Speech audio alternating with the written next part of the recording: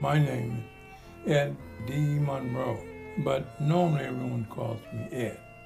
And I'm just a young little fellow who got interested in flying airplanes when I was young.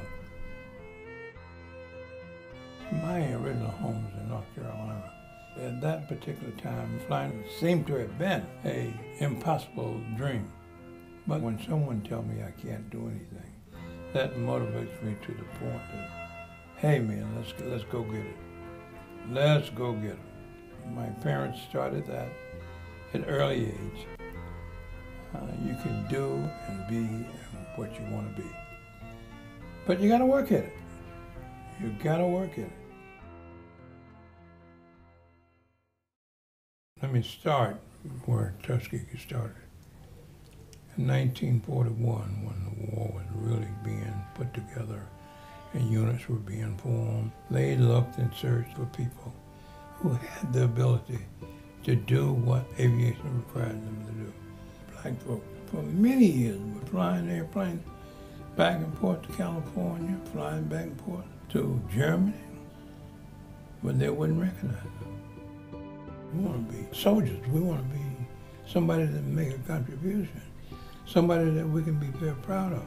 And our children can jump off that into the many things that we need in this country. Oh, no, like you guys don't have the brains, nor do you have the fortitude, nor do you have the ability to be successful in combat. And they rejected us 3 times. Instead of getting mad, get even. And even to me is being successful. That's what even means to me. I remember what they used to tell us in flight school. We had started out with 23 cadets. And they said, I want all of you to stand up this morning. He said, I want you to look to your right and I want you to look to your left. And the chances are I'll put my next check on it, that you won't see those in the graduating line. That was another motivation. In the mornings, we would take all the academics and classroom stuff and all the angles that we had to learn. And you're constantly flying. They play with you and beat you across the head enough. You'll learn what it takes. After 8 weeks of training, they moved us into the instrument phase of our flying. Now, the instrument phase is where you really save your life. You have to know what every instrument is speaking back to you. You got to know when you were straight and level. You got to know when you were climbing. And you got to know when you're diving. And when you say a spin, you got to know how to come out of the spin. But if you don't, you're not going to be around long. All of those things must happen before you can bring your butt back down and safely land the airplane.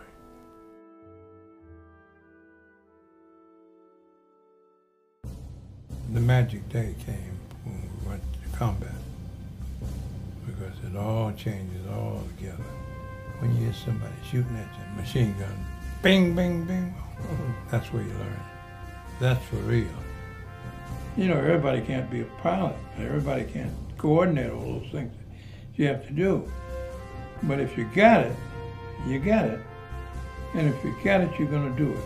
And you say to yourself, there's my target. That's what I want.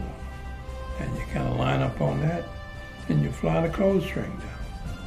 And once you get there, we ought to be able to win every time.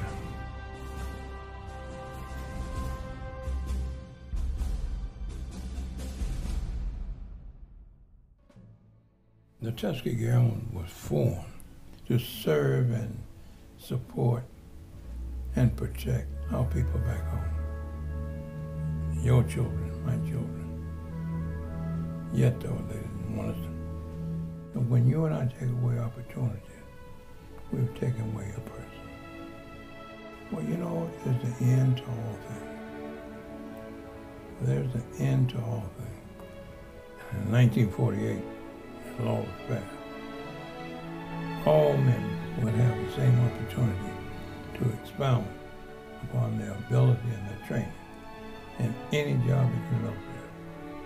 Not only are you fighting and you're out there for your country, but your country is out there for you. I know that the sacrifice and the abuse just to be able to contribute was well worth it. Well worth it.